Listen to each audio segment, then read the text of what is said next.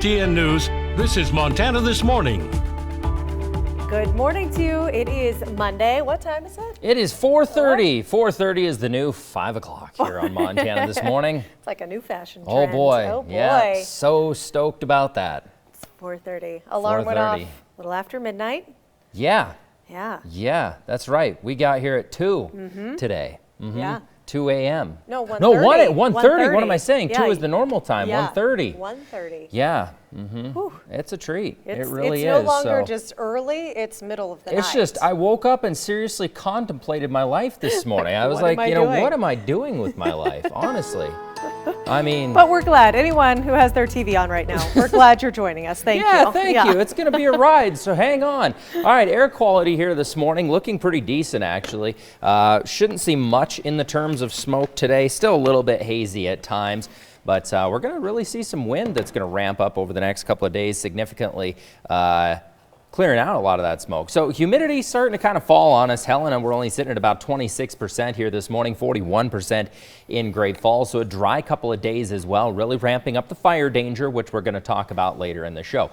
As for your bus stop forecast, looking at the low 50s as you're heading out in Great Falls, really about 69 for your daytime high today this afternoon. Little tiny bit more sun in the forecast and the capital this morning. Can't rule out, did I spell that right? Sprinkle. I think so. It looks right? Yeah. Okay, I don't know. Looks Something right. just didn't look right about it. Of course, whatever. Cloudy then this afternoon. Overall, not a bad start to the week. Just cool, but some big changes tomorrow. I'll tell you about it shortly, Shannon. All right, Jason, thank you. It is now 4:32. Well, this weekend, MTN broadcast the first of 4 debates between candidates running for statewide offices that haven't received much attention during this election season. MTN's Jonathan Ambarian has more on the debate featuring the major party candidates to lead the Office of Public Instruction. The election for Montana's Superintendent of Public Instruction is the only statewide race this year that's a rematch. Republican Elsie Arnson defeated Democrat Melissa Romano in 2016. Both candidates are running again this year, and MTN recently hosted them for a debate. The debate aired on MTN stations statewide Sunday morning. Arnson said her experience makes her the best choice to advocate for schools during a challenging time. It's very challenging if you don't have a relationship built with the legislature, and I have had one over 14 years now, making sure that their promise to fund our public schools does occur, and making sure that their stability is put back in to our school board rooms where they can fund our public school teachers. But Romano said she didn't believe Arnson had been forceful enough in support of public schools. Every student in our state deserves a leader at the Office of Public Instruction, someone who's going to show up and advocate for them. So I will be very present at the legislature, and I will be advocating for bills that would benefit Montana students. I will be opposing bills that are detrimental to Montana's public school system. Romano said one of her main priorities as superintendent would be supporting public funding for preschool. I know how important it is to reach and intervene early in a child's life, and public preschool it's absolutely time that we invest in public preschool and our young learners. We know that it will benefit long beyond when they're 5 and 6, well into when they're adults. Arnson said her office has put effort into improving student readiness, and she wants to keep focusing on that. This begins in middle school. You know, we can add a brand new cohort of students, but those other children are left behind. And let's invest, not only invest in our children, but let's have a more robust conversation with our private partners. In Helena, Jonathan Ambarian, MTN News. And if you would like to watch the full debate between the two, you can find it on our website. Coming up next Sunday, Chief Political Reporter Mike Dennison will host a debate with the 2 major party candidates running for state auditor. Meanwhile, presidential campaigning is expected to increase this week with less than 65 days to go until the presidential election. But as Joe St. George shows us this morning, voting for some Americans could start as early as later this week. More Americans are voting by mail this election season. A record number of absentee ballot requests are expected nationwide, and that means more Americans will be voting earlier this year as well.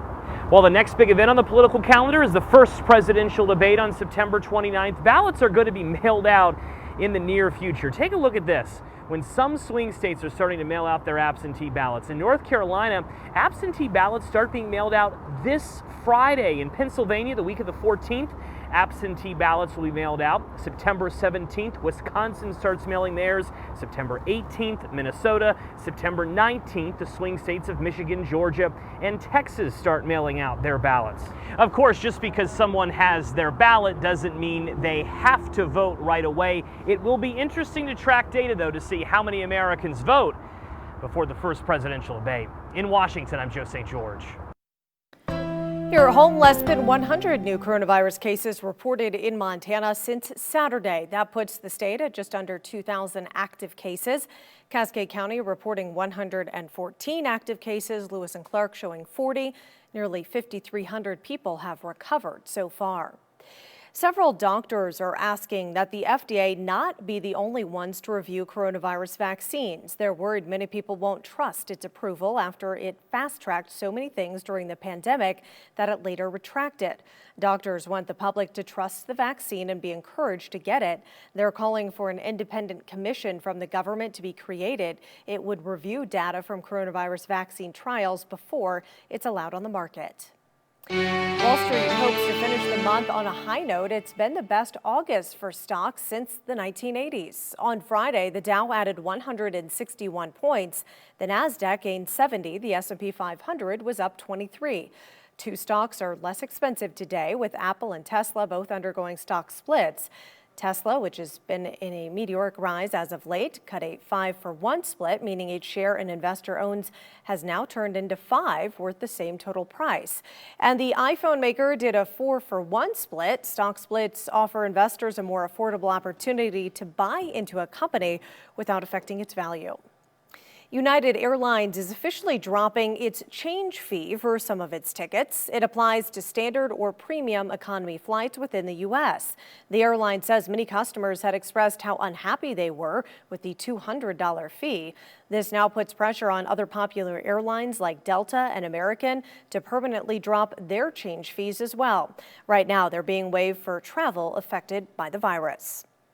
It's 4:37 now on your Monday. Coming up on Montana This Morning, how Grizz Nation is handling a new semester in the age of coronavirus. We'll hear from UM's president next. And later in your weather forecast, well, we still got some cooler air camped out over the state here bright and early this morning. Some high pressure is going to start to rebuild, but that's going to get very windy over the next couple of days, significantly heightening the fire danger as well.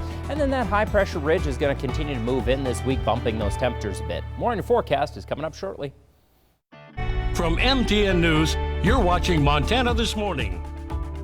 Welcome back. Thanks for joining us here on this Monday. We're about 20 minutes away from the top of the hour, 4:40 now on this August 31st.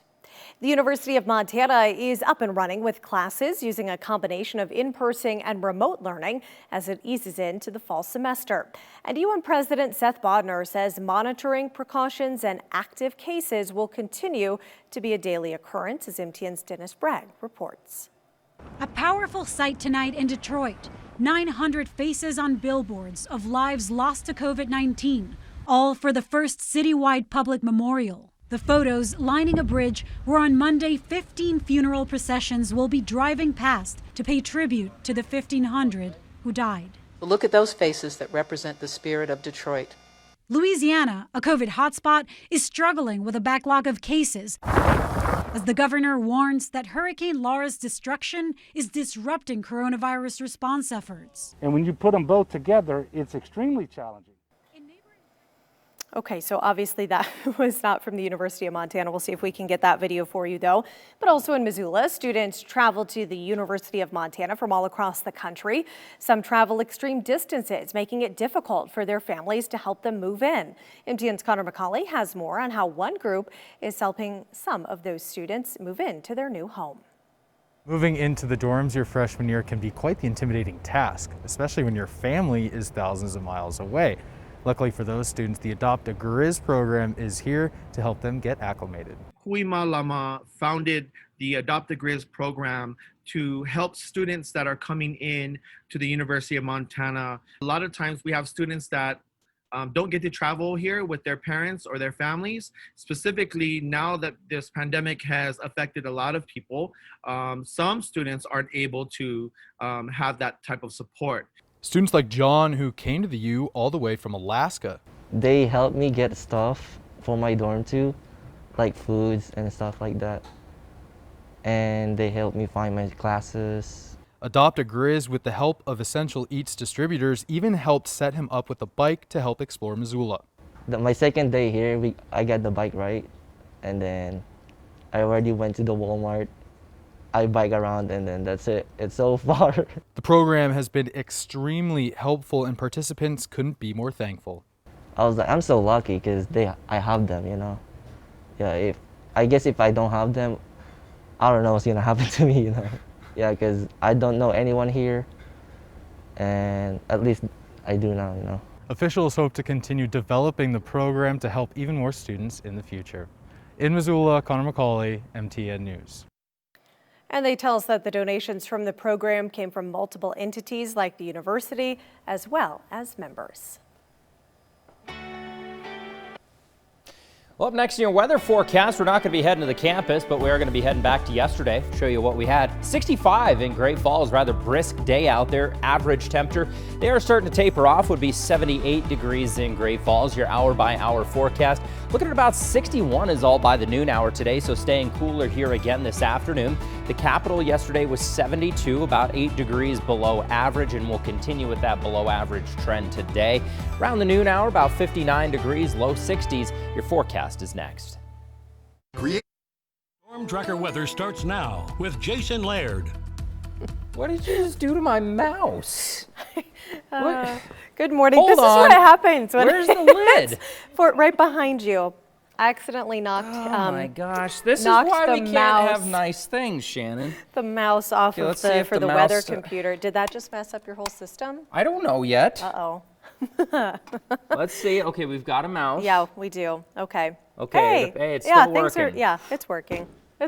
We're good. So what do you want to talk about?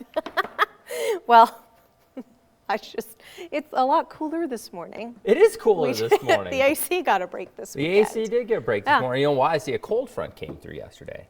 Oh. And it didn't rain at all, and I kind of thought it was going to. So I was wrong right there, but I know, big shocker. The weather guy was wrong. I know, He's mark that day admitting on it. the calendar. He's I admitting admit it all No, the you do. time. You do. I do. Yeah, we had a couple little showers. You know, the first little band came through Yeah. early Sunday, missed us. And then there was another little wave mid-morning, but that one was even more pathetic and really didn't do anything. So nowhere really got not rain. really. No, it's kind of raining down in Okay. southwestern Montana. It's snowing Yeah. a little bit in the mountains right now. Oh. See that little bit Yeah, of flash a pink, little more bit of of a like that pinkish wintry color. mix. The Mhm, wintry. yeah. Ooh, we don't All want right. to hear those words yet. I know, right? Don't Let's say pull it that. up here and show you so you notice down in southwestern Montana, just a little bit of lingering rain from yesterday's passage of that cold front. Nothing too crazy, though. Looking at about 51 degrees as you're waking up in Great Falls. 56 in the capital, downright chilly. Look at Bozeman, 42 this morning.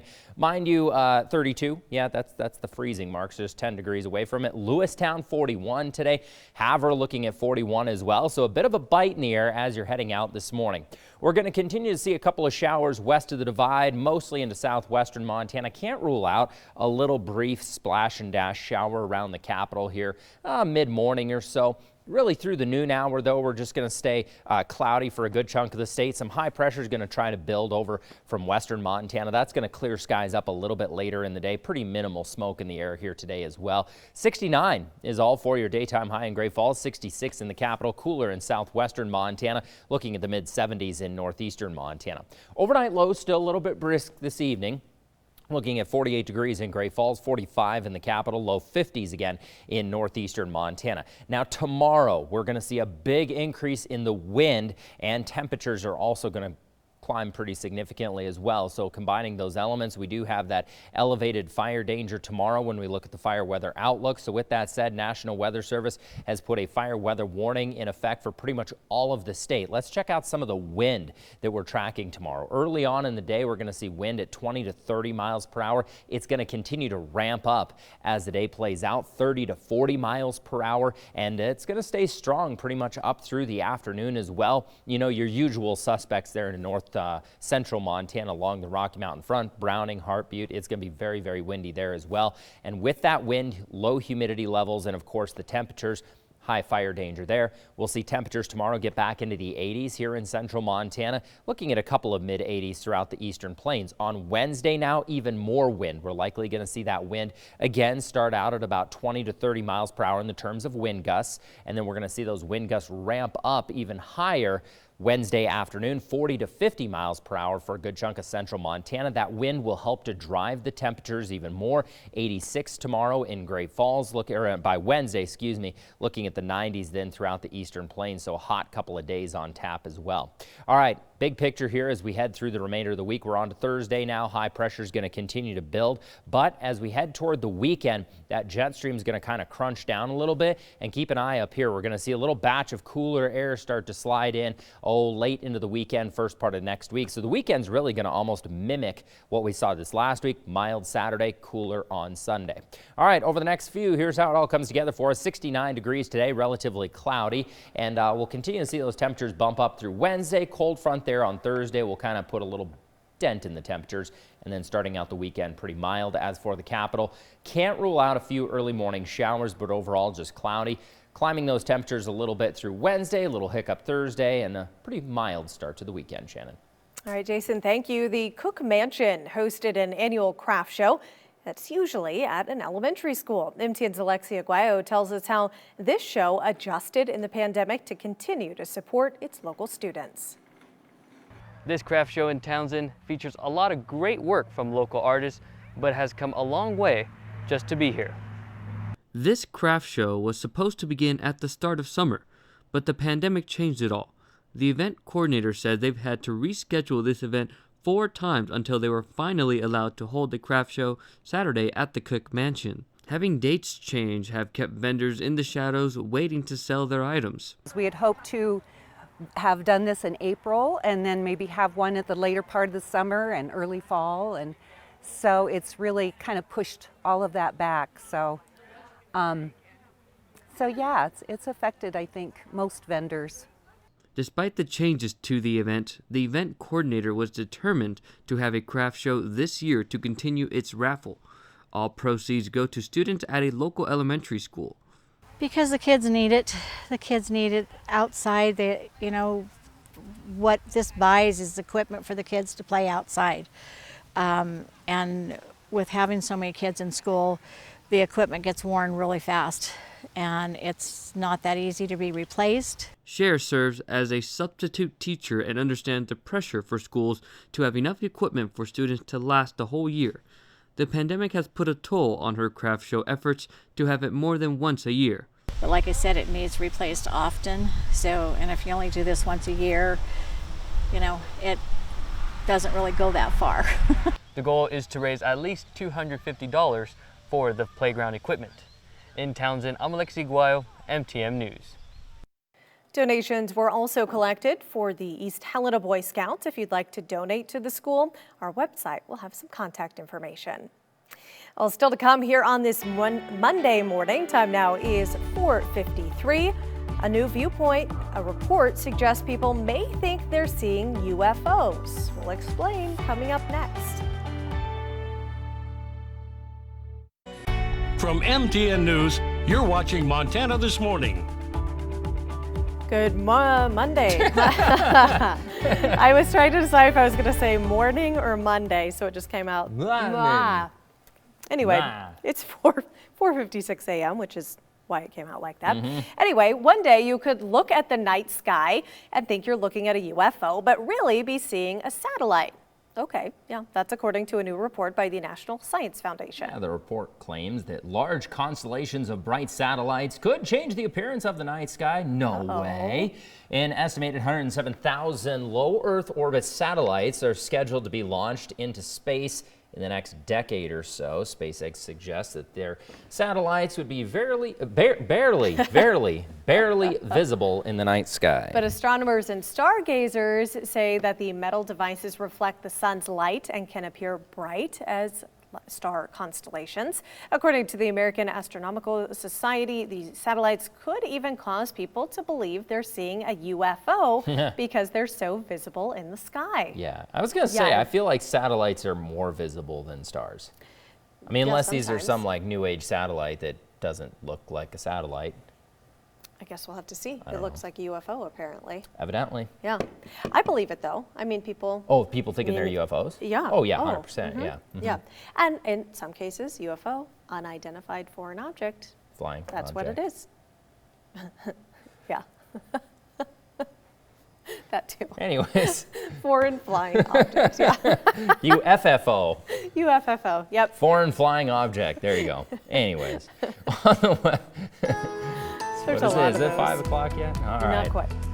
On the weather scene here, not going to be dealing with a ton of smoke here. The reason behind that, you'll notice that cold front that slid into the state yesterday has kind of offered up more of a northwesterly flow, and that's helping keep a lot of that smoke to our south, more down into the Wyoming region. Uh-oh, Shannon. See if it's not working. I don't know. Uh-oh. You threw that mouse earlier. did. Let's see. Oh, no, you're off the I don't hook. I think think it was that's just it. on the wrong screen. Okay, we're okay. It I played. should just break the mouse, not the entire system. You never know. You never know. You've worked here long enough. You know how that Oh, boy. works. All right, looking at local burn bans throughout western Montana. The only new one is Carter County, way down into southeastern Montana, so nothing to add in our area at least. Waking up to 51 degrees in Great Falls, 56 in the capital. Jordan, 39 this morning. Oh, Wow. my goodness. Brr. I know, right? 69 is all for your daytime high, mostly cloudy. A couple of early showers can't be ruled out in the capital, but overall pretty dry. 75 in northeastern Montana Cutbank. Getting windier this afternoon in 64. All right, well, it is 4:58. Stay with us. Montana This Morning continues right after this.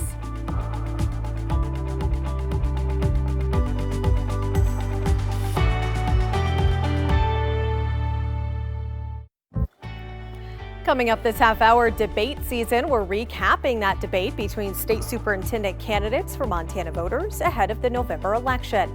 Plus, budget battle. The University of Montana deals with financial setbacks during the age of coronavirus. And later, lights, camera, Butte. We'll take you behind the scenes of a new historical film. Montana This Morning starts now. From MTN News, this is Montana This Morning. Good one. Did it again. You're really having problems, more so than me for once. Monday or morning, and so it just comes out mwah. So anyway, good Monday morning. I have an analogy for you of what Monday is like. It's Loading. We don't have the little spinnies not there, but as you can see, No, it's not there now, but it's just nothing. loading.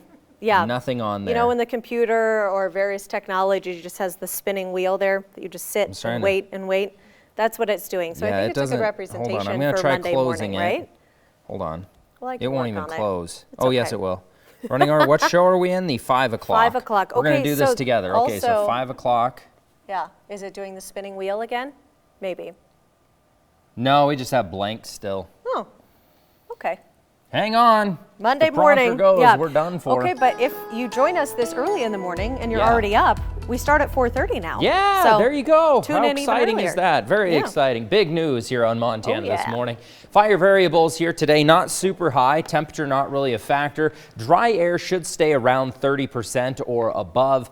The wind is going to start increasing later in the day here, and we're going to be talking about some very strong wind, though, tomorrow and Wednesday. 49 degrees right now as you're waking up in Great Falls. And for the capital here, 58 degrees, and humidity pretty low, though, at about 30%. Fort Benton looking at about 43 degrees. Calm winds, humidity sitting at 66%. And your weather headlines, below average temperatures continue, and then a lot of wind returning to the forecast. We'll tell you more about it coming up very shortly. Shannon. Jason, thank you. Time now is 5:02. This weekend, MTN broadcast the first of 4 debates between candidates running for statewide offices that haven't received much attention during this election season. MTN's Jonathan Ambarian has more on the debate featuring the major party candidates to lead the Office of Public Instruction. The election for Montana's Superintendent of Public Instruction is the only statewide race this year that's a rematch. Republican Elsie Arnson defeated Democrat Melissa Romano in 2016. Both candidates are running again this year, and MTN recently hosted them for a debate. The debate aired on MTN stations statewide Sunday morning. Arnson said her experience makes her the best choice to advocate for schools during a challenging time. It's very challenging if you don't have a relationship built with the legislature, and I have had one over 14 years now, making sure that their promise to fund our public schools does occur, and making sure that their stability is put back in to our school board rooms where they can fund our public school teachers. But Romano said she didn't believe Arnson had been forceful enough in support of public schools. Every student in our state deserves a leader at the Office of Public Instruction, someone who's going to show up and advocate for them. So I will be very present at the legislature, and I will be advocating for bills that would benefit Montana students. I will be opposing bills that are detrimental to Montana's public school system. Romano said one of her main priorities as superintendent would be supporting public funding for preschool. I know how important it is to reach and intervene early in a child's life, and public preschool it's absolutely time that we invest in public preschool and our young learners. We know that it will benefit long beyond when they're 5 and 6, well into when they're adults.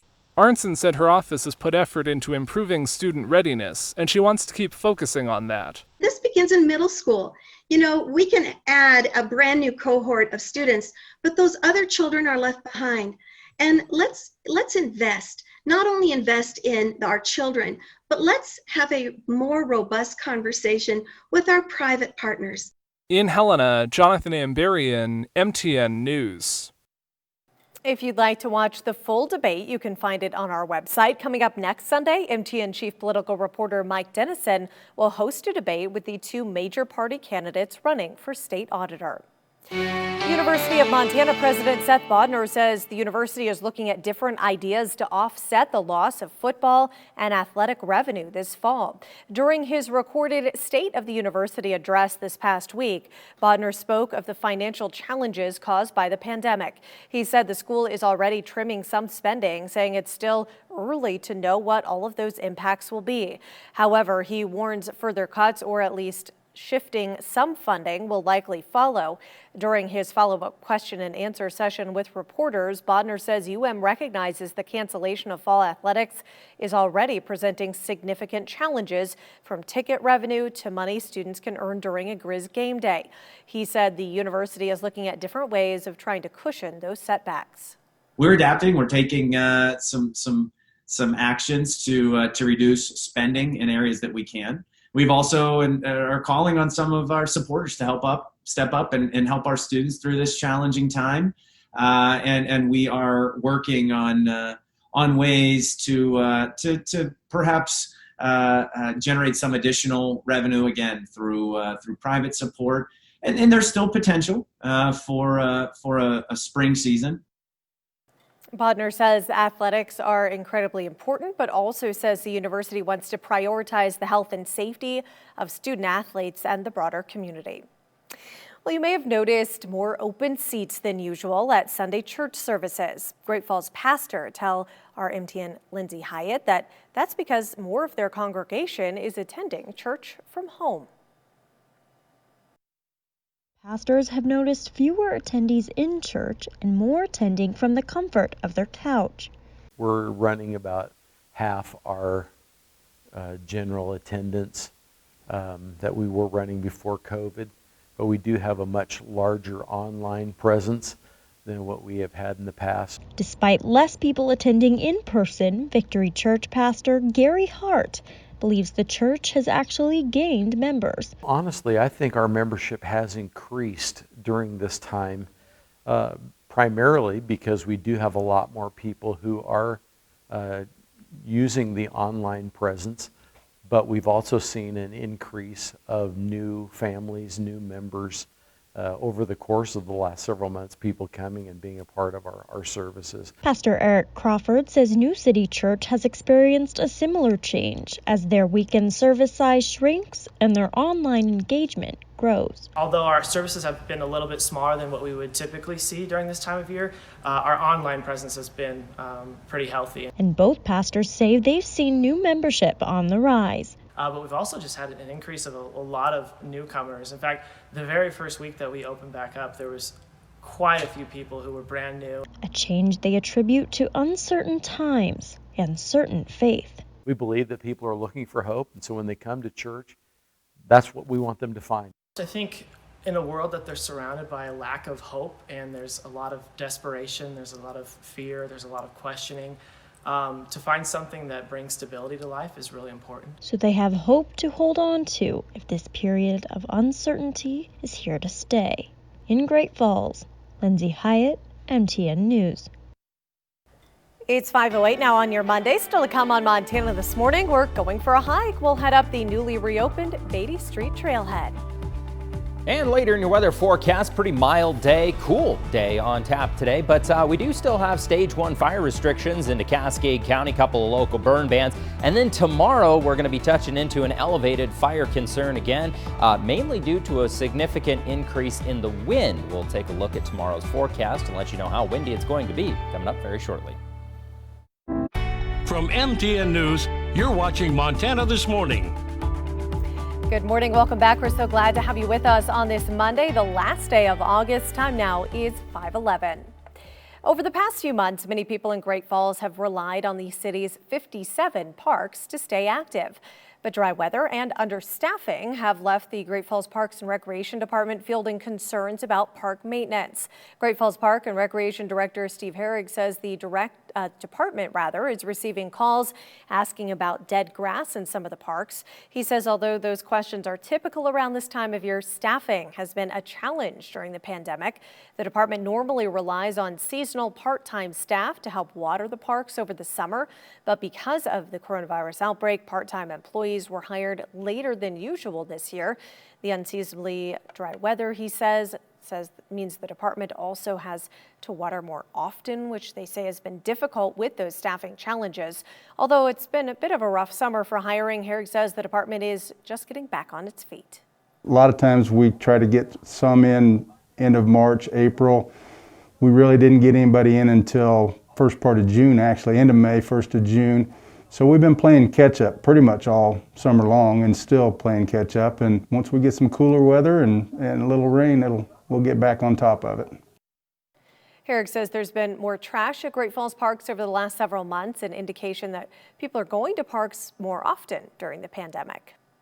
In Helena, the newly redesigned Beatty Street Trail is open again. MTN's Alexia Aguayo visited the popular spot to see what Capital City users think of the area. The Beatty Street Trailhead is now open with some new features. Features included an expanded parking lot with 18 spaces, restrooms, picnics, and an information kiosk. I spoke with some residents as they visited the trailhead for the first time in almost a year. It's a great help to the community because so many people hiked up here and there was hardly any parking, and so they did. I'm very impressed. I think it's great for the community. This is obviously a very popular trailhead. So anything we can do to benefit the neighbors here, obviously in this part of town, and then the people that use this trail system. Not everyone wanted the trailhead redesigned. Back in April, Beatty Street residents sought to block the expansion project, citing it was breaking a previous land agreement with the city of Helena. I know that, a big parking lot to this neighborhood it can be unfortunate for homeowners in this area, but I think that they did a really good job to making it a beautiful area, and it's not screaming ugly parking lot trailhead. In all, this project took about a year and cost almost $500,000. In Helena, I'm Alexi Aguayo, MTN News. According to the city, the Beatty Street Trailhead is the second most used trailhead in the city of Helena's open land system. Well, next in your weather forecast, bit of a bite in the air as you're heading out this morning. Your bus stop forecast, pretty cool, 49 here as you're heading out this morning. As for this afternoon, some sun trying to break in, but likely staying in the high 60s, not even quite breaking 70s. Couldn't rule out a quick little splash and dash shower here this morning. 52 degrees in the capital and somewhat clearing, but overall pretty cloudy afternoon at about 66 as you're hopping off the bus. Kicking up the wind tenfold. We'll tell you about it up next. Storm Tracker weather starts now with Jason Laird. Well, a bit of a brisk start to your day. 50 degrees in Great Falls right now, 55 in the capital. Check out Butte, about 46. Still tracking a couple of lingering showers west of the divide. Can't quite rule out a couple little splash and dash showers making their way through the capital bright and early. 38 right now in Jordan. Rather chilly start to the day. Overall, we're going to start out very cloudy here today. We'll see those clouds kind of dissipate a little bit as the day progresses. You'll notice these little white lines. Those are pressure levels, and some high pressure is trying to rebuild back across the state here today, but still going to be quite a bit below average across the board. 69 in Great Falls, 66 in the capital, looking at the mid 70s in northeastern Montana for your daytime highs. Overnight lows again on the chilly side here tonight. 48 in Great Falls, 45 there in the capital, looking at a couple of 40s, few 50s in the mix, but overall staying pretty much below average over the next day or so. But tomorrow, that's when things are going to change on us. The biggest change is a lot more wind. We're going to see very, very gusty winds, which is going to elevate the fire concern for a good chunk of the high line into eastern Montana as well. In anticipation of that, the National Weather Service does have a fire weather warning going into effect tomorrow afternoon. So as we look at some of those wind gusts, tomorrow it's going to start out windy. Wind gusts at about 20 to 30 miles per hour, ramping up to 30 to 40 miles per hour as the day progresses, and those strong winds taking us well through the afternoon as well. It is going to help drive temperatures a little bit though, so we'll see slightly warmer air move in. 82 in Great Falls, 79 in the capital tomorrow. Couple of mid 80s trying to move into the mix for your Tuesday as well. Wednesday, still windy, likely even stronger wind in the afternoon. We'll see those winds again, wind gusts I should say, start out at about 20 to 30 miles per hour, ramping up to 40 to 50 throughout central Montana, and again very strong winds expected in the immediate vicinity of the Rocky Mountain front. Big change though on Wednesday is again stronger wind gusts expected kind of throughout the entire state, especially into northeastern Montana as well. Finally letting up a little bit later into the day on Wednesday. That's going to put Wednesday's temperature still warmer, 86 degrees in Great Falls, 84 in the capital, with a couple of 90s returning to the mix there throughout the eastern plains. As we look at the big picture further out, so high pressure is trying to build, and we've got an area of low pressure up over the Great Lakes region, and those two pressure systems are kind of battling it out. That's why we're seeing that jet stream camp out right over top of the state, and that air kind of mixing down to the surface and bringing those very strong winds. High pressure is going to stick with us pretty much all week, keeping temperatures right on track with average for the most part. But then very similar to this last weekend, the weekend will start out warm, and then we're going to take a turn and see some cooler air move in and kind of backdoor into the state there, and likely still stay a little bit breezy as well. So here's how that all comes together for you. 69 today. We're going to continue to warm up through Wednesday. Little hiccup in the temperatures on Thursday.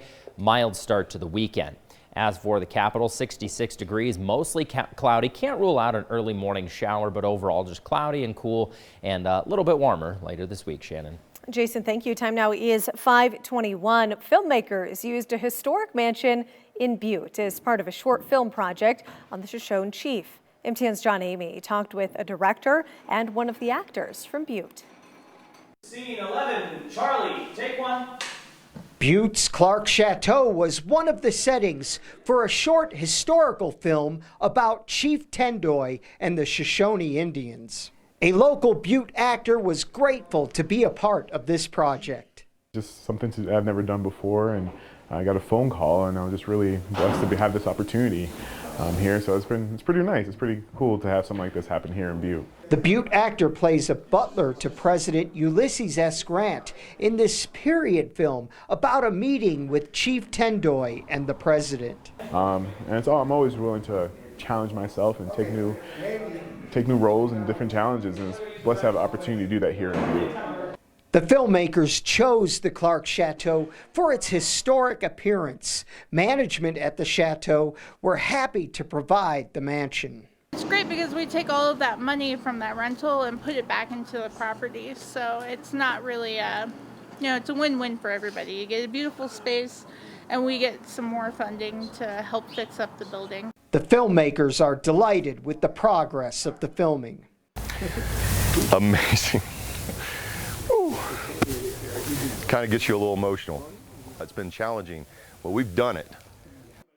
The film is expected to be ready by next year and presented at numerous film festivals. In Butte, John Amy, MTN News. The film was also shot in Virginia City, and some scenes will be shot in Helena. Well, still to come here on Montana This Morning, time for Takeoff. A company tests a new mode of transportation. We'll show you next.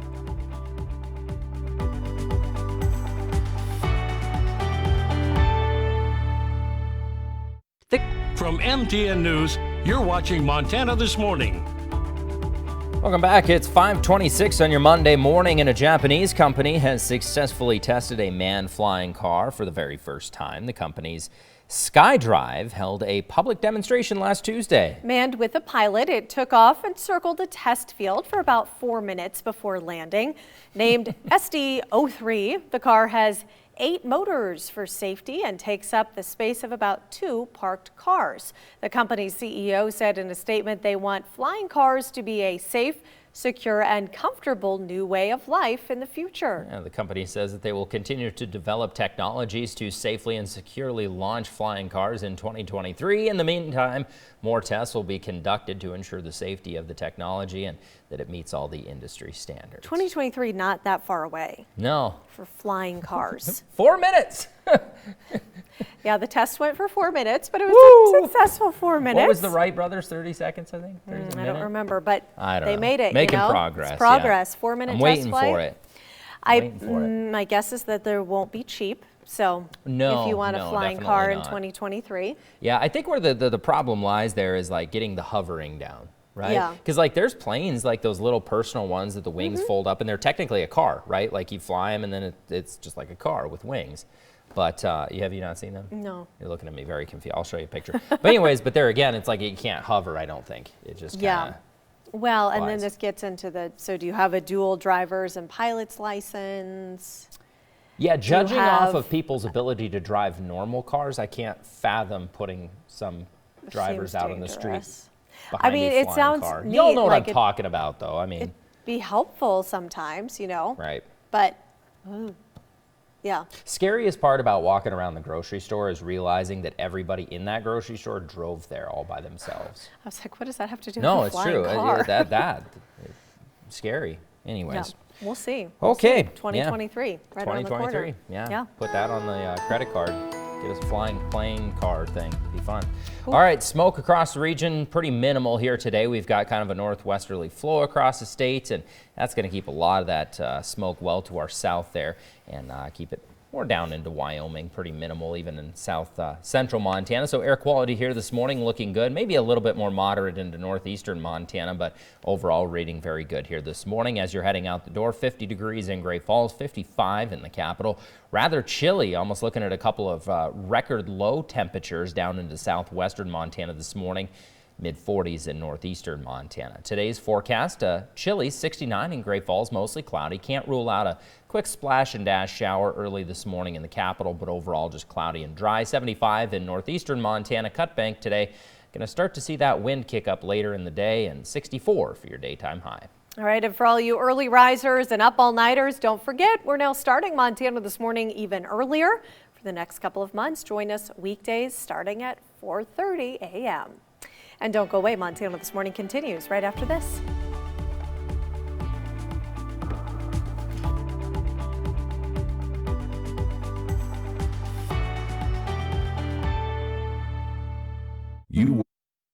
Coming up this half hour in the mail, ballots are going out soon in some states across the country as voters prepare for November. Plus, no more charge for a change. United Airlines updates one of its policies. And later, keeping the springs clean. We look at maintenance efforts of the world's shortest river. Montana This Morning starts now. From MTN News, this is Montana This Morning. Good morning. It is a Monday morning. We're glad to have you along. Everything so far, iPad gives, Are we doing gives all right us the, this go around? Yeah, it's doing okay now, but it's just, you know, this morning it was loading and loading and loading. That's what our brains feel like on a Monday morning. I feel especially like getting up that a- spinning wheel where it's just like, okay, Yeah. we're loading. It's taking a while. Yeah, no kidding. Especially starting a little earlier, as you've Yeah. probably learned. Yeah, starting at 4:30. 4:30 now instead of 5. So Yay. if you want to, you know, set your alarm clocks Yeah. hour and a half earlier. Come join us. Yeah, I don't recommend it. But anyways, on the weather scene here today, rather chilly start to the day out there. Brisk one. Looking at about 53 degrees as you're heading out to the bus stop this morning. For the most part, pretty good. And increasing clouds as well. Some sun this afternoon is going to try to break through. Still, though, a little bit cooler, 69 degrees. Possible sprinkle in the capital this morning at 52, looking at 66 this afternoon when you're hopping off the bus. Fishing forecast over the next couple of days, high 60s on tap. A little bit of wind today. We're going to really start to see that wind increase, though, Tuesday and Wednesday. And with the increase in wind, we're going to see a pretty heightened fire danger. So with that said, cool Monday on tap, well below average temperatures. Very, very strong wind Tuesday and Wednesday. That is going to increase the fire danger. And temperatures are kind of all over the place this week as well. We'll take a closer look at that weekly forecast very shortly, Shannon. Jason, thank you. Time now is 5:33. Less than 100 new coronavirus cases have been reported in Montana since Saturday. That puts the state at just under 2,000 active cases. Cascade County is reporting 114 active cases. Lewis and Clark County showing 40 active. Nearly 5,300 people have recovered so far. Several doctors are asking that the FDA not be the only ones to review coronavirus vaccines. They're worried many people won't trust its approval after it fast-tracked so many things during the pandemic that it later retracted. Doctors want the public to trust the vaccine and be encouraged to get it. They're calling for an independent commission from the government be created. It would review data from coronavirus vaccine trials before it's allowed on the market. Presidential campaigning is expected to increase this week with less than 65 days to go until the presidential election. But as our Joe St. George shows us this morning, voting for some Americans could start as early as later this week. More Americans are voting by mail this election season. A record number of absentee ballot requests are expected nationwide, and that means more Americans will be voting earlier this year as well. While the next big event on the political calendar is the first presidential debate on September 29th, ballots are going to be mailed out in the near future. Take a look at this. When some swing states are starting to mail out their absentee ballots. In North Carolina, absentee ballots start being mailed out this Friday. In Pennsylvania, the week of the 14th, absentee ballots will be mailed out. September 17th, Wisconsin starts mailing theirs. September 18th, Minnesota. September 19th, the swing states of Michigan, Georgia, and Texas start mailing out their ballots. Of course, just because someone has their ballot doesn't mean they have to vote right away. It will be interesting to track data, though, to see how many Americans vote before the first presidential debate. In Washington, I'm Joe St. George. Wall Street hopes to finish the month on a high note. It's been the best August for stocks since the 1980s. On Friday, the Dow added 161 points. The Nasdaq gained 70. The S&P 500 was up 23. Two stocks are less expensive today, with Apple and Tesla both undergoing stock splits. Tesla, which has been in a meteoric rise as of late, cut a 5-for-1 split, meaning each share an investor owns has now turned into 5 worth the same total price. And the iPhone maker did a 4-for-1 split. Stock splits offer investors a more affordable opportunity to buy into a company without affecting its value. United Airlines is officially dropping its change fee for some of its tickets. It applies to standard or premium economy flights within the U.S. The airline says many customers had expressed how unhappy they were with the $200 fee. This now puts pressure on other popular airlines like Delta and American to permanently drop their change fees as well. Right now, they're being waived for travel affected by the virus. And going on vacation right now could come with some unexpected backlash shaming from others on social media. Online travel forums like Scott's Cheap Flights have needed to issue reminders to users to be civil in the comments. A professor of clinical psychology with George Mason says that she's not surprised to hear there's a rise in this. Some may even be doing it just because they feel like they're missing out. But she says if you're actually concerned about people traveling, express that you're worried, since shaming usually isn't very effective. All right, 5:37 now on this Monday. Coming up on Montana this morning, in a time when many people have been cooped up at home, escaping to the mountains may sound like a good idea. We'll take you there for some good fishing spots next. And later in your weather forecast, calm and cool start to the work week. Tomorrow, though, elevated fire concerns. And the reason behind that, we have fire weather returning. Very strong wind, low humidity levels, temperatures on the rise. So again, fire weather warning going into effect tomorrow. And you notice those elements all across the state. More on that forecast is coming up shortly. From MTN News, you're watching Montana This Morning. Welcome back. 20 minutes now to the top of the hour, 5:40 here on your Monday. In this morning's Montana Ag Network feature, Lane Nordland introduces us to a Montana ranching family who was recently recognized for their work as conservationists and stewards of the land. Each year, the Montana Stock Growers Association's Environmental Stewardship Award Program recognizes a Montana ranch that exemplifies environmental stewardship and demonstrates a commitment toward improved sustainability within the beef industry. Recently, the Voldseth family of the TG Ranch, located near Martinsdale, was awarded the 2020 honor. Typically what we focus on mostly is the grasslands, because basically we're in the grass business. We only have cows as a harvesting mechanism. And so if you don't have healthy grasslands, you don't have much when it comes to ranching. The Voldseth family has been ranching in the valley of the Upper Musselshell River for more than 140 years, working to preserve and enhance the land for generations to come. We rotate cattle regularly so it doesn't get overgrazed.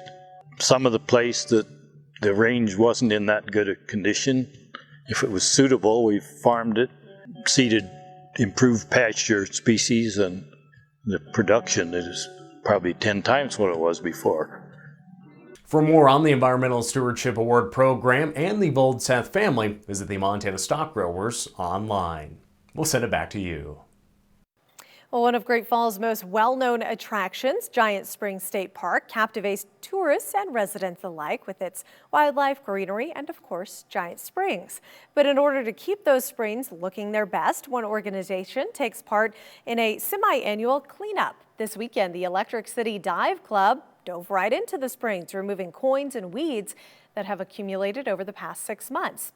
While the cleanup might seem like a chore, passionate diver Tammy Lucas said swimming in the springs has been a lifelong dream. The water's so clear and pretty, you're just like tempted to jump in. But you can't swim in here. So, you know, to get the opportunity to come in here and see what the water looks like under the surface is, wow, pretty exciting. Lucas said anyone in the dive club can have the opportunity to clean the springs. If you'd like to do so, you can reach out to the club on their website or Facebook page. Well, this is a good time of year to escape to a high mountain lake, and as Winston Greeley shows us in this Fish, Wildlife and Parks Outdoor Report, many of these lakes offer some great fishing opportunities. Every summer for the past 50 years, state fish crews head into the Absaroka Beartooth Mountains to survey high mountain lakes. I've been sampling mountain lakes in the AB Wilderness for about 15 years now. I've been to most of the lakes, not all of them. There's a couple I'll probably never go to.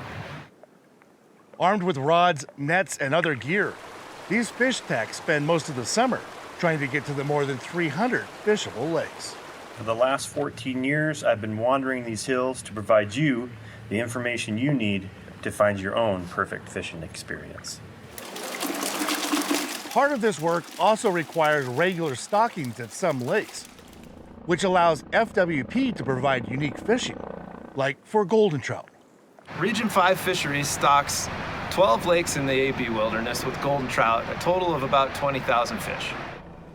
To find lakes with golden trout, or if you want to plan your next fishing adventure, download the Mountain Lakes Fishing Guide for the Absaroka Beartooth and Crazy Mountains from Fish, Wildlife and Parks website. This yearly updated guide provides survey and stocking information, as well as comments on campsites and other observations. I'm Winston Greeley at Among Montana's Fish, Wildlife and Parks. Well, up next in your weather forecast, we are tracking another cool day as we look back yesterday. 65 was the daytime high, 78 is your average there for the season. Today in Great Falls, again, staying on the cool side, 61 come noon hour, and looking at the mid-60s then this afternoon, low to mid-60s. Yesterday in the capital, only 72 degrees, average would be 80, staying well below average yet again today, looking at 59 by the noon hour, low 60s. Your forecast is after the break. Storm Tracker weather starts now with Jason Laird. Good morning, friends. Tracking a pretty cool start to the day. 50 degrees in Great Falls as you're waking up, 55 in the capital. A couple little splash and dash showers trying to make their way throughout southwestern Montana this morning, and they'll kind of taper off mid-morning or so. Overall, we are going to continue to see cloudy skies here this morning. A little bit of clearing later in the day, and again, you'll notice that little batch of moisture continuing to track to the south and the west as the evening, or the day, I should say, plays out. Relatively clearing skies then as the day plays out. 69, though, for your daytime high, so staying quite a bit below average yet again. 66 in the capital, looking at a couple of 70s in the mix there throughout the eastern plains. Overnight lows still brisk as that cooler air remains camped out over the state. 48 degrees in Great Falls, 45 in the capital. High 40s and early 50s in northeastern Montana. Tomorrow, that's when things take a bit of a turn for us. We're going to see the wind really start to ramp up mid-morning. So with more wind, low humidity levels, and warmer temperatures, we're going to see an elevated fire concern for a good chunk of north central Montana and the eastern plains. In anticipation of that, the National Weather Service does have a fire weather warning that's going to be going into effect tomorrow around the noon hour due to those gusty winds and low humidity levels. So wind gust tracker, we're going to see winds at 20 to 30 miles per hour early on in the day. They're going to continue to increase 30 to 40 right around the noon hour throughout the afternoon, and staying very, very strong, and again gusting at about 30 to 40 miles per hour throughout the day there, and maybe losing a little bit of strength later in the day, but still a very windy one on tap. With the wind, though, it is going to help drive those temperatures up a little bit. Back to 82 in Great Falls, 79 in the capital. And you'll notice where the most wind is, judging off of those temperatures. So mid-80s along the High Line, a little bit cooler in Hayes at about 79. Then come Wednesday, we're going to see even more wind. We'll start out pretty gusty. Wind gusts increasing 20 to 30, then around the noon hour, early afternoon, likely going to see winds at about 40 to 50 miles per hour. So a very, very windy couple of days, and again, really increasing the fire danger out there with the low humidity and continuing to drive the temperatures as well. 86 degrees on Wednesday in Great Falls, 84 in the capital, touching back into a couple of 90s there throughout the eastern plains. The big picture now on Thursday as we head toward the weekend. High pressure continues to pretty much dominate our forecast, and the reason for all the winds is we've got high pressure to our south and west, and then we've got some area of low pressure up way to our north and east, and those two pressure systems are kind of battling it out. That's why we're seeing the strong jet stream planted right over top of the state and those stronger winds mixing down to the surface. And as we head into the weekend, very similar to this last weekend, it'll start out pretty mild on Saturday, and then on Sunday we're going to see some colder air move in off of that area of low pressure there, kind of backdooring into the state, dropping those temperatures a little bit. So here's how it all comes together over the next few. 69 and pretty cloudy here today. We'll see those temperatures continue to climb through about Wednesday. Little hiccup on Thursday, staying pretty mild through at least Saturday. As for the capital here today, 66 degrees. Couple of showers early, not out of the question throughout the area. 79 then tomorrow, continuing to warm up through Wednesday. Little hiccup on Thursday, and a mild start to the weekend. Shannon. All right, Jason, thanks. Time now is 5:50. Still to come, a new view of reports suggests that people may think they're seeing UFOs. We'll explain coming up next.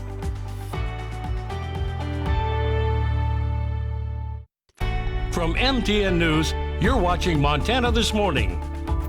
Welcome back, 5:53 on this Monday morning. So one day you could look up at the night sky and think you're looking at a UFO, but really be seeing a satellite. That's according to a new report by the National Science Foundation. Yeah, that report claims that large constellations of bright satellites could change the appearance of the night sky. Oh, you don't say. An estimated 107,000 low Earth orbit satellites are scheduled to be launched into space this next decade or so. SpaceX suggests say that 5 times fast. Their satellites would barely be visible in the night sky. But astronomers and stargazers say the metal devices reflect the sun's light and can appear as bright as star constellations. According to the American Astronomical Society, the satellites could even cause people to believe they are seeing a UFO because they're so visible in the sky. I'd say, What do you think? Yeah, they're bright. Like at least now, Yeah. unless there's some new way of making them non-reflective, which defeats the whole purpose of solar power. But I don't know, maybe. Right. Yeah. See, I was kind of wondering about that because yeah, SpaceX has got like a whole slew of satellites they want to launch up there, but. We'll see. don't know. Maybe everyone. Well, there's already in Great Falls stories of UFO sightings yes. here. You know, that's where That's right. the whole story of orbit for the I'm Voyagers pretty sure came AJ from. and I have seen him out back a couple of times in between shows. Oh, really? Pretty sure of it, yeah. Is there like a landing site back there?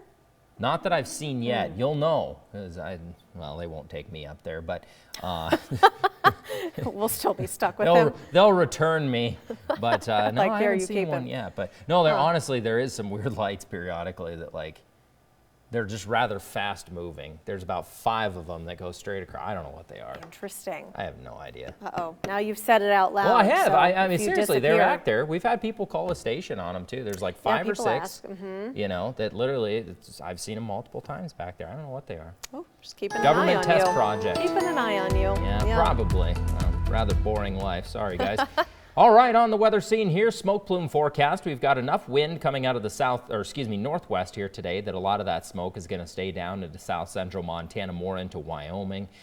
So really not a bad forecast in the terms of smoke here today throughout the area. So air quality this morning trending very good. It was a little bit more moderate into northeastern Montana early today, but overall waking up to a fairly clean air kind of day. 50 degrees in Great Falls, 55 in the capital. Looking pretty cool throughout the eastern plains. Jordan, 38 degrees right now and nearing some record lows down into southwestern Montana here bright and early this morning as well. With that said, today's forecast going to be a pretty cloudy one, clearing a little bit as the day plays out. 69 in Great Falls, cooler in the capital, and northeastern Montana still struggling to get into the mid-70s there. All right, well, don't go away. Your Farm and Ranch Report with the Montana Ag Network is next.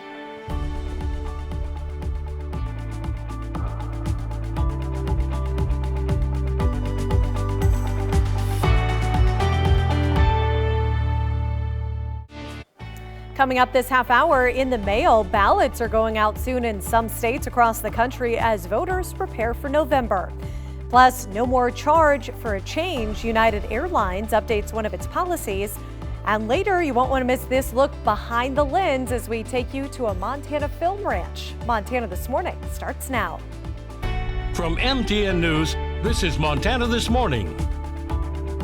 Good Monday morning. We're glad to have you along. How are you holding up? I'm tired.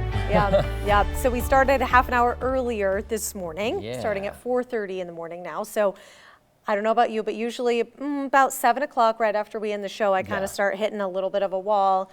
But that's now starting earlier today as we're getting definitely adjusted. hit the wall bright and early this morning, that's All for right. sure. But we'll try to get through it, Keep right? the energy up here. There you go. Yeah. On the weather scene here as you're heading out the door, rather low humidity levels again today. They're going to continue to decrease over the next couple of days, and we're going to see a nice little uptick in the wind, so fire danger is going to definitely be on the rise here. For the most part, trending around 30% though today, so the fire variable is not overly high, but again, Tuesday, Wednesday, we're going to see a very heightened increase in those fire variables. Currently in Great Falls, we're looking at 48 degrees, some wind out of the southwest at about 9 miles per hour, a little bit breezy today.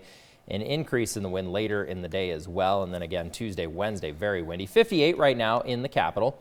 As for your forecast headlines, here's how things are looking for us. A cool Monday on tap, staying well below average. The wind again is going to crank up though quite a bit Tuesday and Wednesday. Seeing wind gusts at about 50 miles per hour at times. That's going to increase the fire danger, and temperatures kind of up and down all week. We'll take a closer look at your weekly forecast coming up very shortly. Shannon. Jason, thanks. Time now is 6:03. There are less than 100 new coronavirus cases reported in Montana since Saturday. That puts the state at just under 2,000 active cases. Cascade County is reporting 114 active cases. Lewis and Clark showing 40. Nearly 5,300 people have recovered so far. Alluvian Health in Great Falls announced they're once again offering free COVID-19 testing to anyone, including those who are asymptomatic. Alluvian was previously only testing people who were symptomatic or who had been in contact with an infected person. A reminder that their testing site is at the Livestock Pavilion at the Montana Expo Park. It's available Monday through Friday, 10 a.m. to 6 p.m. and weekends from 10 to 3. No appointment or pre-screenings are necessary. The Montana Governor's Office awarded over $500,000 to help Montanans secure health insurance. Lieutenant Governor Mike Cooney made the announcement that grant funding at an event at Riverstone Health in Billings is one of 19 rural and safety net healthcare providers receiving the Safeguard Access to Care grant. Another recipient is Pureview Health Center in Helena. They were awarded $30,000 to say they plan to use the money to hire more staff. Well, presidential campaigning is expected to increase this week with less than 65 days to go until the election. But as our Joe St. George shows us this morning, voting for some Americans could start as early as later this week. More Americans are voting by mail this election season. A record number of absentee ballot requests are expected nationwide, and that means more Americans will be voting earlier this year as well. While the next big event on the political calendar is the first presidential debate on September 29th, ballots are going to be mailed out in the near future. Take a look at this. When some swing states are starting to mail out their absentee ballots. In North Carolina, absentee ballots start being mailed out this Friday. In Pennsylvania, the week of the 14th, absentee ballots will be mailed out. September 17th, Wisconsin starts mailing theirs. September 18th, Minnesota. September 19th, the swing states of Michigan, Georgia, and Texas start mailing out their ballots. Of course, just because someone has their ballot doesn't mean they have to vote right away. It will be interesting to track data, though, to see how many Americans vote before the first presidential debate. In Washington, I'm Joe St. George. Wall Street hopes to finish the month on a high note. It's been the best August for stocks since the 1980s. On Friday, the Dow added 161 points. The Nasdaq gained 70. The S&P 500 was up 23. Two stocks are less expensive today, with Apple and Tesla both undergoing stock splits. Tesla, which has been in a meteoric rise as of late, cut a 5-for-1 split, meaning each share an investor owns has now turned into 5, worth the same total price. And the iPhone maker did a 4-for-1 split. Stock splits offer investors a more affordable opportunity to buy into a company without affecting its value. United Airlines is officially dropping its change fee for some of its tickets. It applies to standard or premium economy flights within the U.S. The airline says many customers had expressed how unhappy they were with the $200 fee. This now puts pressure on other popular airlines like Delta and American to permanently drop their change fees as well. Right now, they're being waived for travel affected by the virus. Due to the uncertainty of the pandemic, it seems more and more people are looking for hope now more than ever. Great Falls pastors say that they believe the search for hope has led to some positive changes in their online membership. Both New City Church and Victory Church in Great Falls said while they've seen their in-person attendance decrease, their online participation has increased over the past few months. They attribute the drop in person attendance to fear of COVID and ease of online access, but they believe the change in online engagement is due to people's desire for certain faith during uncertain times. With all of the unrest, with all of the challenge of COVID-19, people are a lot more intrigued by the season of life that we're in. There's a lot more questions being asked, and so I think there's a higher level of curiosity. We believe that people are looking for hope, and so when they come to church, that's what we want them to find. And you can hear more from Pastor Hart on our website. Well, it's Monday morning. Time now is 6:08. Coming up, lights, camera, action. We're giving you a special behind-the-scenes look at the Yellowstone Film Ranch. And later in your weather forecast, we've still got some cooler air camped out over top of the state, offering up another day of below average temperatures. High pressure is going to start to rebuild, though. That's going to get us windy, though, as some of that upper level jet stream kind of mixes down to the surface there. And that will also bump up temperatures a little bit as the work week plays out. More on your forecast is coming up shortly. From MTN News, you're watching Montana This Morning. Welcome back. We're glad to have you with us. Time now is 6:11 on this Monday morning. As Hollywood slowly gets back to work, more and more filmmakers are looking to Montana as a potential production site. A new facility just south of Livingston may also bring a big economic boost to the region. MTN's Krista Rose takes us behind the scenes of the Yellowstone Film Ranch. Not far down a dirt road, just behind the Chico Hot Springs Resort, one is transported back in time, or maybe into a dream. If your dream, of course, is to become a cowboy. You know, everybody grows up wanting to be a cowboy, right? To walk around this place it's like a fantasy. A fantasy, a dream. The Yellowstone Film Ranch was just that up until about a year ago for partners Colin Davis, Richard Gray, and Carter Baim. All three live in Montana, and all three love making movies. Carter's family even used to run the local drive-in in Livingston. That's where he first became hooked. I guess I like movie magic, and I grew up at the drive-in theater watching movies from my house and seeing the big screen, and I just fell in love with it. It's this love of movies that got them thinking, why aren't there more films being made here in Montana? Apparently, they weren't the only ones with this thought. Last year saw big tax incentives passed here in Montana to lure Hollywood into the mountains and generate money into the local economy. The tax credit is designed to help locals. You only get the maximum credit, which is what a production is always looking for, if you hire locals. The locals are who prospers because you only get the maximum tax credit if you hire locals. Thanks to that tax credit, movies about Montana can now be made in Montana, with money going into the pockets of Montanans. So if film crews are coming to town, why not give them a great facility and a versatile set? It didn't make sense that Montana didn't have a place like this. So we tried to design a town that was super film friendly.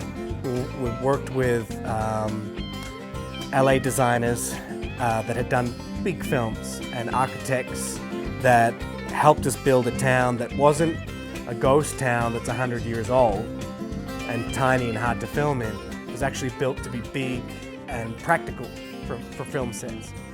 It's a large jail cell, and in fact, all the buildings here are built on a larger scale. Even if you're doing a scene with 2 people inside here, there's going to be 10, 20, 30 people behind the camera.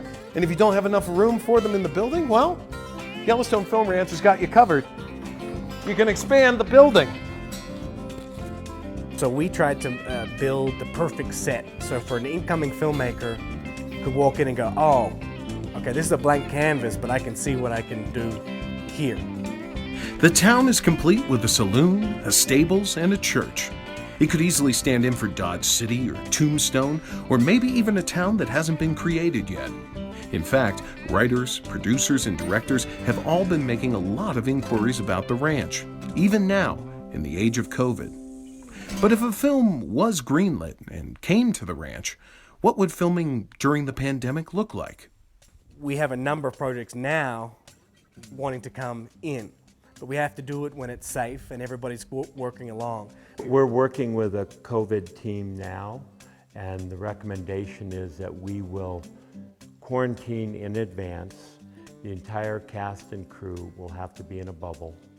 Bubbling much the same way the NHL and NBA are currently doing, not to mention film projects that are starting up all around the world. And with Chico Hot Springs just a short walk from set, keeping all the elements of cast and crew contained might just work effectively here in Montana. We had signed up 3 movies that were going to start, and then this hit, and of course they all went on hold. We believe that they're all 3 coming back when they're able to, and we're hoping that this fall, or before the end of the year, that we're going to be starting a new movie that will be starring people that everybody knows. With safety measures in place, this labor of love could soon be home to some of Hollywood's biggest productions. But for Carter, it goes deeper than that. It's a connection to the old drive-in in Livingston and his dad. My father was my best friend. I kind of did this in his honor, in a lot of ways. So I know he would be proud, and we're very proud of what we've done. Reporting at Chico Hot Springs, Chris DeRose, MTN News. And a Montana Department of Commerce study found that between 2019 and 2020, almost $48 million was brought into the state economy thanks to movies, television, and commercials. Well, up next, your weather forecast, a bit of a chilly start as you're heading out the door. Your bus stop forecast looking at about 49, so a bit of a cool morning and cloudy. Slight break in those clouds this afternoon for Great Falls, 69. Again, a little bit of sun there in the mix. As for the capital, can't quite rule out a couple little stray showers mid-morning or so. 52 as you're heading out the door this morning. And this afternoon, again, a little bit of sun trying to creep in. 66, but still for the most part, pretty cloudy. Your extended forecast is after the break. Storm Tracker weather starts now with Jason Laird.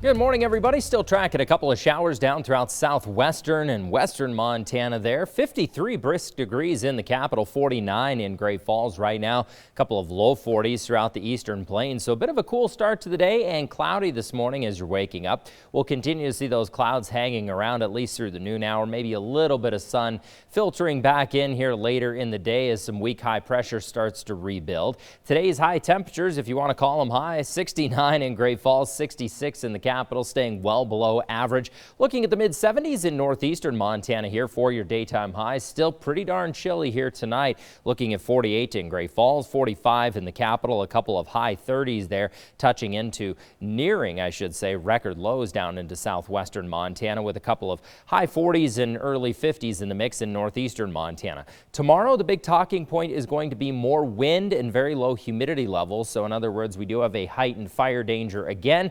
With that said, National Weather Service does have a fire weather warning going into effect tomorrow around the noon hour, just as those winds start to ramp up. So your wind gust tracker, we're looking at the day starting out with wind gusts at about 20 to 30 miles per hour, ramping up to 30 to 40, and wouldn't even be surprised if we see a couple of 50s mile per hour wind gusts, especially along the Rocky Mountain front into north central Montana, and staying very, very gusty as the day plays out. With that wind, it's going to help to drive temperatures up a little bit, though. 82 in Great Falls, 79 in the capital. You'll notice where the strongest winds are. Those are reflected by some warmer temperatures tomorrow. As for winds here tomorrow, we are going to start to see, again, winds ramp up even stronger on Wednesday than what we're tracking here on Tuesday. So wind gusts at about 20 to 30 miles per hour and then ramping up to 40 to 50 miles per hour for pretty much all of central Montana, the High Line, and also filtering into northeastern Montana, hence why we're seeing that heightened fire danger. A lot of dry vegetation to work with and gusty wind on top of it. That's going to continue to drive temperatures as well. We'll see daytime highs on Wednesday at about 86 degrees in Great Falls, 84 in the capital, a couple of low 90s there in the mix throughout the eastern plains. Really the big story as we head toward the weekend is high pressure is going to continue to dominate. We'll see a little bit of colder air filter in maybe on Thursday, but for the most part, high pressure remains dominant. And it's kind of battling it out with an area of low pressure up over the Great Lakes region. That's why we're seeing that jet stream camped out right over top of Montana, that stronger upper level wind filtering down to the surface as we head through the work week. So over the next couple of days, we're looking at 69 today, a little bit warmer up through Wednesday, hiccup there in the temperatures on Thursday, and then pretty hot as we head into the weekend there with mid to upper 80s. 66 today and cloudy, a couple early morning showers still in the capital, can't be ruled out, continuing to warm up though as we head through the weekend before some cooler air filters in again on Sunday. As for Lewistown today, 65 degrees, looking at the low 80s, little hiccup in the temperatures on Thursday, and then getting back into the 80s at least for halfway through the weekend. Shannon. Jason, thanks. It is 6:23 here on your Monday. Don't go away. We're celebrating your birthdays and anniversaries up next.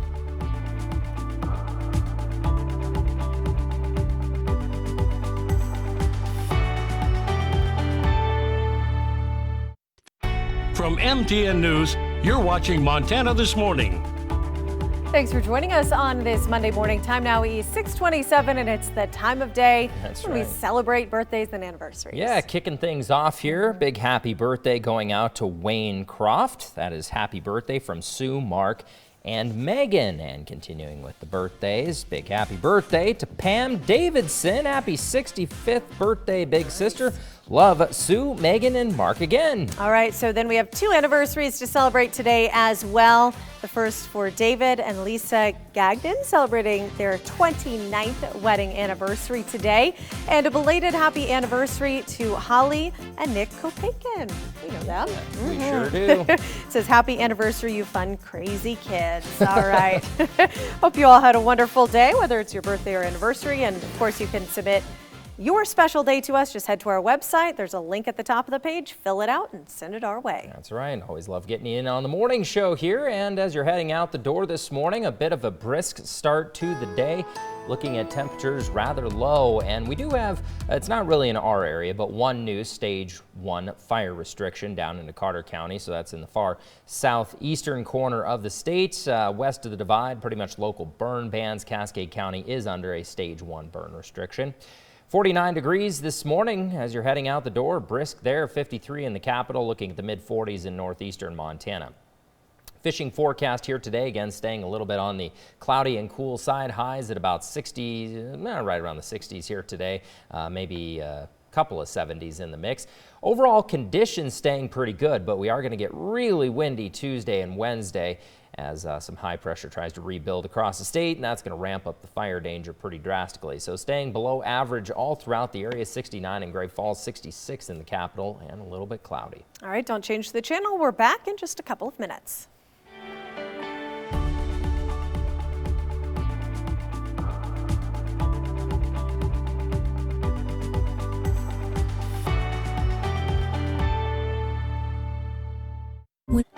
Coming up this half-hour debate season, we're recapping the debate between state superintendent candidates for Montana voters ahead of the November election. Plus, budget battle, the University of Montana deals with some financial setbacks during the age of coronavirus. And later, no more charge for a change. United Airlines updates one of its policies. Montana This Morning starts now. From MTN News, this is Montana This Morning. Good Monday morning. I finally got it. Yeah, it's been a bit of a struggle. It's been a struggle. I've been trying to say good Monday, good morning, and then it just comes out good morning. So I finally got it. Got her out. Only took 2 hours for me to get that right this morning. And well, we'll just blame it on the chilly weather, right? Rather chilly start to the day this morning. It's kind of, so here's my thing. It's nice. I like the little bit brisk air, chance to open the windows. I don't want it to just be like that forever now. Yeah, well, it's not going to be like that forever, but the trade-off is... It's going to get colder. Well, yeah, exactly. It's going to get still colder. Yes, Shannon. No, it's actually going to get very windy, which will help to bump the temperatures here over the next few days. So as you're heading out to the bus stop this morning, still pretty cloudy, 52 degrees, 69 then for your daytime high in Great Falls this afternoon. As for the capital, 54 degrees, still a couple of sprinkles in the area, most of which will kind of miss us, but still kind of can't rule a few of them out. 66 then and still cloudy this afternoon. Currently on the U.S. Bank ICAM, which is no longer with us, about 48 degrees in Great Falls, 46% humidity, some wind out of the southwest there. As for the capital, 58 degrees, about 28% humidity, so rather dry there. And again, a lot of those showers kind of missing our area, staying mostly just southwest, but still can't rule out a couple of them. Waking up to 50 degrees near Geyser, humidity there at about 45%. As for your weather headlines, below average temperatures continue, and then a lot of wind is going to return Tuesday and Wednesday. However, that will bump the temperatures a little bit. More on that extended forecast is just around the corner. Shannon. Jason, thank you. Time now is 6:33, and this weekend, MTN broadcasts the first of 4 debates between candidates running for statewide offices that haven't received as much attention during this election season. First, MTN's Jonathan Ambarian has more on the debate that featured the major party candidates to lead the Office of Public Instruction. The election for Montana's Superintendent of Public Instruction is the only statewide race this year that's a rematch. Republican Elsie Arntzen defeated Democrat Melissa Romano in 2016. Both candidates are running again this year, and MTN recently hosted them for a debate. The debate aired on MTN stations statewide Sunday morning. Arntzen said her experience makes her the best choice to advocate for schools during a challenging time. It's very challenging if you don't have a relationship built with the legislature, and I have had one over 14 years now, making sure that their promise to fund our public schools does occur, and making sure that their stability is put back in to our school board rooms where they can fund our public school teachers. But Romano said she didn't believe Arntzen had been forceful enough in support of public schools. Every student in our state deserves a leader at the Office of Public Instruction, someone who's going to show up and advocate for them. So I will be very present at the legislature, and I will be advocating for bills that would benefit Montana students. I will be opposing bills that are detrimental to Montana's public school system. Romano said one of her main priorities as superintendent would be supporting public funding for preschool. I know how important it is to reach and intervene early in a child's life, and public preschool it's absolutely time that we invest in public preschool and our young learners. We know that it will benefit long beyond when they're 5 and 6, well into when they're adults. Arnson said her office has put effort into improving student readiness, and she wants to keep focusing on that. This begins in middle school. You know, we can add a brand new cohort of students, but those other children are left behind. And let's invest, not only invest in our children, but let's have a more robust conversation with our private partners. In Helena, Jonathan Amberian, MTN News. If you'd like to watch the full debate, you can find it on our website. Coming up next Sunday, MTN Chief Political Reporter Mike Dennison will host a debate with the two major party candidates running for state auditor. Less than 100 new coronavirus cases reported in Montana since Saturday. That puts the state at just under 2,000 active cases. Cascade County reporting 114 active cases. Lewis and Clark County showing 40. Nearly 5,300 people have recovered so far. Several doctors are asking that the FDA not be the only ones to review coronavirus vaccines. They're worried many people won't trust its approval after it fast-tracked many things during the pandemic that it later retracted. Doctors want the public to trust the vaccine and be encouraged to get it. They're calling for an independent commission from the government to be created. It would review data from coronavirus vaccine trials before it's allowed on the market.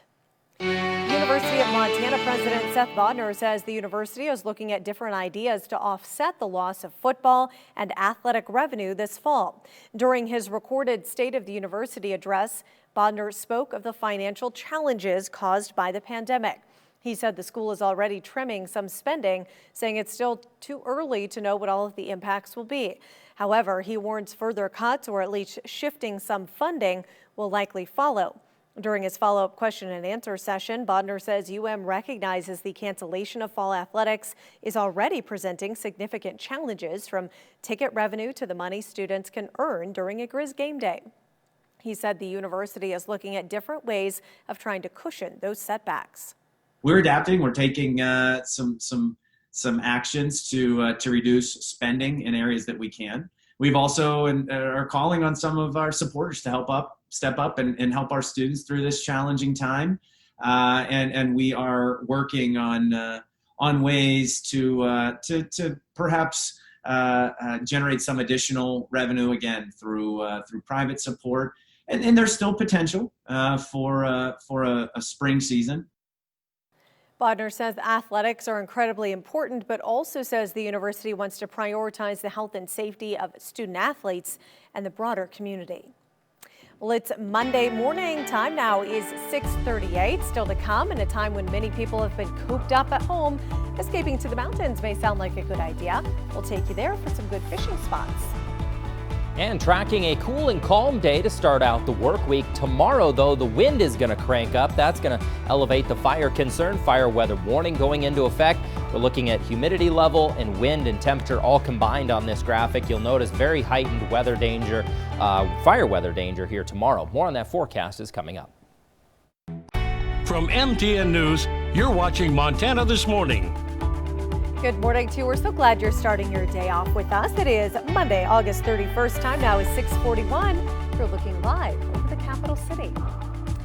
In this morning's Montana Ag Network feature, Lane Nordland introduces us to a Montana ranching family who was recently recognized for their work as conservationists and stewards of the land. Each year, the Montana Stock Growers Association's Environmental Stewardship Award Program recognizes a Montana ranch that exemplifies environmental stewardship and demonstrates a commitment toward improved sustainability within the beef industry. Recently, the Voldseth family of the TG Ranch, located near Martinsdale, was awarded the 2020 honor.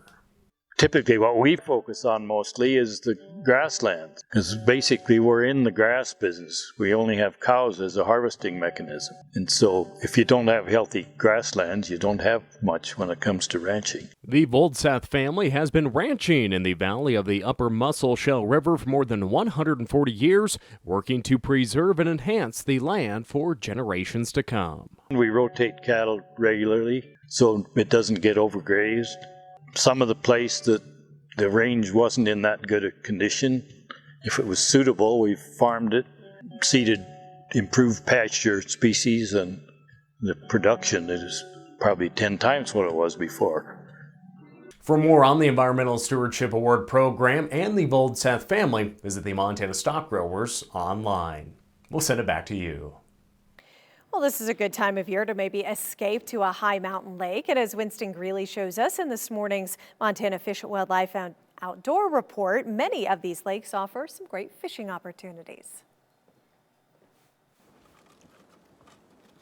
Every summer for the past 50 years, state fish crews head into the Absaroka-Beartooth Mountains to survey high mountain lakes. I've been sampling mountain lakes in the AB Wilderness for about 15 years now. I've been to most of the lakes, not all of them. There's a couple I'll probably never go to. Armed with rods, nets, and other gear, these fish techs spend most of the summer trying to get to the more than 300 fishable lakes. For the last 14 years, I've been wandering these hills to provide you the information you need to find your own perfect fishing experience. Part of this work also requires regular stockings at some lakes, which allows FWP to provide unique fishing, like for golden trout. Region 5 Fisheries stocks 12 lakes in the AB Wilderness with golden trout, a total of about 20,000 fish. To find lakes with golden trout, or if you want to plan your next fishing adventure, download the Mountain Lakes Fishing Guide for the Absaroka-Beartooth and Crazy Mountains from Fish, Wildlife and Parks website. This yearly updated guide provides survey and stocking information, as well as comments on campsites and other observations. I'm Winston Greeley at Among Montana's Fish, Wildlife, and Parks. Most high mountain lakes have a pretty short season from July to about mid-September. Well, up next in your weather forecast, pretty cool start to the work week, and allergies not too bad. We're looking at very low pollen counts all across the board here today. As for your UV index, also rated very low in the sense that we've got a lot of clouds out there today, and again, a couple of sprinkles down into the southwestern corner of the state. Break down that forecast and talk about a rather chilly start and then a pretty significant increase in wind as we head into Tuesday and Wednesday. That detailed forecast is after the break. Storm Tracker weather starts now with Jason Laird. Well, good morning, friends. Bit of a chilly start to the day and tracking a few lingering showers throughout the western portions of the state, a few of which will likely kind of break through the capital here. Just more or less splash and dash showers, again looking a little more impressive on the Doppler radar than what it actually is. 49 in Great Falls, 53 in the capital, and again looking at the mid 40s to low 40s throughout the eastern plains, so a bit of a brisk start to the day. We'll continue to see mostly cloudy skies at least through the first portion of the day. Slight clearing then this afternoon as some high pressure tries to rebuild across the state. We'll see daytime highs at about 69, so still staying about 8 to 10 degrees below average in most areas. 66 in the capital, looking at the mid 70s today. Throughout the eastern plains, a little bit breezier this afternoon into the evening as well. 48 in Great Falls tonight, 45 in the capital, looking at the low 50s in northeastern Montana. As for your fire weather outlook, it is going to get pretty elevated tomorrow. The main reason behind that, a significant increase in wind. As that high pressure ridge starts to build in, the pressure systems are going to kind of battle it out, and we're going to continue to see hot temperatures, low humidity levels, and then again an increase in wind. So with that said, National Weather Service does have a fire weather warning that's going to be going into effect tomorrow around noon. So tomorrow's wind gust tracker, we're going to see wind gusts start the day out at about 20 to 30 miles per hour. Quite a bit stronger though as we head toward Cut Bank, and again the usual suspects there there, Browning to Hart Butte. Very, very strong wind there. 30 to 40 miles per hour in the terms of wind gusts as the day plays out. And that again is going to push temperatures a little bit. We'll be back into the low 80s in Great Falls, high 70s in the capital, and looking at the low to mid 80s throughout the eastern plains. Then on Wednesday, even stronger wind is expected. We'll start out once again at about 20 to 30 miles per hour again with wind gusts, and then they're going to ramp up to likely 40 to 50 for pretty much all of Montana, and that's why we do have the heightened fire danger, is just significant wind, hotter temperatures, and again, very low humidity levels. Needless to say, we got a lot of dry vegetation to work with. So by Wednesday, we'll be up to 86 in Great Falls, 84 in the capital. Looking at a couple of 90s returning to the forecast there throughout the eastern plains. And as we head through the remainder of the week here, we can kind of show you there's that ridge of high pressure, not overly impressive, but it is kind of battling it out with an area of low pressure over the Great Lakes. That's put that jet stream right kind of splitting the difference, so that upper level wind is kind of mixing down to the surface. That's why we're seeing some of the stronger wind here. And again, that high pressure ridge is going to stick with us. And then much like this last weekend, the first half of the weekend is going to be pretty darn nice on Saturday, looking at the mid 80s. And then we're going to start to see some cooler air move in on Sunday into Monday, and that's going to kind of backdoor into the state there. So here's how it all comes together for us. 69 today, continuing to warm up slightly through about Wednesday. Little hiccup in the temperatures on Thursday, back up to the 80s to start the weekend out, and then cooler to wrap things up. As for the capital, 66 degrees here today. A couple of early showers not out of the question. Very windy Tuesday, Wednesday. Staying pretty warm, though, through the remainder of the work week, and then cooler on Sunday. Shannon. Jason, thank you. 10 minutes away from the top of the hour now. Wall Street hopes to finish the month on a high note. It's been the best August for stocks since the 1980s. On Friday, the Dow added 161 points. The Nasdaq gained 70. The S&P 500 was up 23. United Airlines is officially dropping its change fee for some of its tickets. It applies to standard or premium economy flights within the U.S. The airline says many customers had expressed how unhappy they were with the $200 fee. This now puts pressure on other popular airlines like Delta and American to permanently drop their change fees as well. Right now, they're being waived for travel affected by the virus. Coming on, we'll have the latest on nationwide protests, some that turned violent since the shooting death of Jacob Blake. Plus, how do you start college in the middle of a pandemic? New freshmen share their new normal. Coming up on CBS This Morning.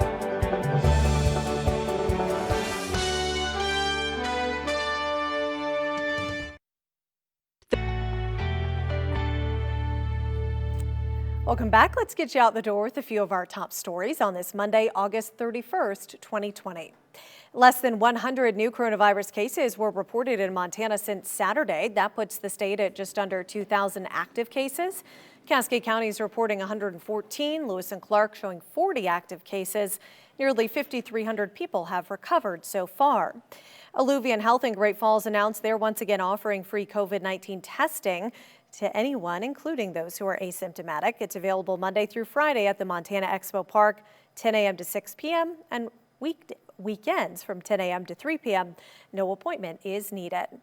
Some drier weather and understaffing have left the Great Falls Parks and Recreation Department fielding concerns about park maintenance. Great Falls Parks and Recreation Director Steve Herrig says although those questions are typical this time of year, staffing has been a challenge during the pandemic. The department normally relies on seasonal part-time staff to help water the parks over the summer, but because of everything that's been going on, those part-time employees were hired later than usual this year. One of Great Falls' most well-known attractions, Giant Springs State Park, of course, captivates both tourists and residents alike with its wildlife and greenery. But in order to keep those springs looking their best, one organization takes part in a semi-annual cleanup. And this past weekend, the Electric City Dive Club dove right into the springs, removing coins and weeds that have accumulated over the past 6 months. All right. And it's that time of the It week. is. Mugshot Monday. Always fun to see what people have come up with here. It's always I will so say creative. Marlene and Dale always get very creative. I love it. Yes, Dale's hiding out they've behind sent us the tomatoes. poems before, Yep. little sayings before. Yep. I like this one. I'm hiding They in really the set the background. bar high for Mugshot They Mondays, sure do. of course. But Yeah, yeah, Dale very hanging cute. out there behind the tomatoes, of course, and Bruce out doing some nice. camping. looks like. Got the I want mugs that there. breakfast. I know, breakfast right? he's making. Oh, I know. I gotta that sounds fire up good. the griddle and make a big breakfast. I haven't done that in a Yeah. while. And Bruce sent in 2 this week, so he was being Overachiever again? overachiever. Yep. This was last week's winner, which of course I had to pick because I've got that You mug have on that the mug. left. You have Yep. the same mug. Yep. Can't beat it. This Kristen. one, just gorgeous. Beautiful shot there, Fort Peck mug. Yep. Nothing quite like Montana. This is one of my favorites. I can't get rid of this One of one. my all-time It's just too favorites. good. So Horse cute. sticking out the tongue in the background. Well, that's Tia a sending fun that one in. mug. Isn't that neat? Yeah, it looks like a little tiki torch or something there in the background. Another horse one. That one's always cute too. Getting the, love getting the morning horse ones. buzz on. And of course, these Up by folks the always have sweetgrass. some very cool pictures coming out of the sweet grass there. Mug kind of chilling in the background. Oh, And kitty yeah, cat. little cat just hanging out in the background there with a good old Montana mug. But as always, there can only be one winner. So big drum roll, please, for this week's winner of Mug Shop Monday. And again, they're going to win themselves some coffee from Morning Light Coffee Roaster. So Kristen, Hey! yeah, it was just too cool. She sent it in last week, but Yes. again, beautiful shot there in the background. Representing Fort Peck up there. Can't beat it, right? So Kristen will reach out to you, get your address, and mail you out that gift certificate from Morning Light Coffee Roasters, and some good stuff there. On the weather scene, as you're heading out, we'll recap those headlines here. Again, cool Monday on tap. Very below average temperatures continuing. Strong wind. It's going to start getting breezy later in the day today. But then Tuesday, Wednesday is going to be really, really windy. That is going to significantly heighten the fire danger throughout the area. And temperatures are kind of all over the place here this week, both up and down. Smoke plume forecast, pretty minimal for our area. We'll have that kind of northwesterly wind clearing out a lot of that smoke for us. So it's keeping it kind of more down into south central Montana. So air quality this morning looking very good. So shouldn't have any concerns there. Temperatures as you're heading out the door, 49 in Great Falls, 53 in the capital, looking at the low to mid 40s in the eastern plains. And we're looking at a couple of near record low temperatures for southwestern Montana here this evening as well. So bundle up. Didn't think I'd be saying that just yet. 69 in Great Falls today, 66 in the capital. A couple of early morning showers, still not out of the question for the capital. A little bit more sun there into northeastern Montana at 75 and getting breezy this afternoon for Cutbank. And again, a lot of wind in the forecast here as we head into Tuesday and Wednesday. All right, well, make sure you get updates throughout the day on our app, social media, and website. That's right. We're back in about 25 minutes with the day's latest headlines and an updated forecast as well. Stick around. CBS This Morning is next. Have a great day.